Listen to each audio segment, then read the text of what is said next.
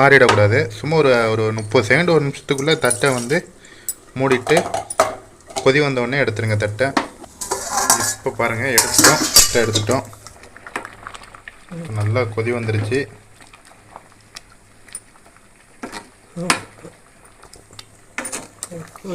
கொதி வந்துச்சு. இப்போ எடுத்து சட்டியில் கடைஞ்சிட வேண்டியதான்.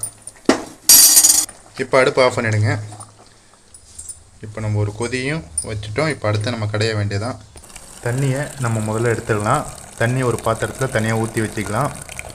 அடுத்தது வெறும் கீரையை மட்டும்தான் இப்போ நம்ம வந்து கடைய போகிறோம். இது வந்து இந்த தண்ணி வந்து நம்ம வந்து குழம்பு வைக்கிறதுக்கு இந்த தண்ணி யூஸ் பண்ணிக்கலாம். கீரை கடையில் தனியாக, குழம்பு தனியாக. இப்போ நம்ம இந்த சட்டியில் கீரை எடுத்து கடைய போகிறோம். ஆனால் இந்த கீரை வாசனைக்கு அப்படியே சாப்பிட்றலாம். அப்படி வாசனை சும்மா கும்முன்னு இருக்குது. இப்போ இந்த கீரையை நம்ம கடைய போகிறோம்.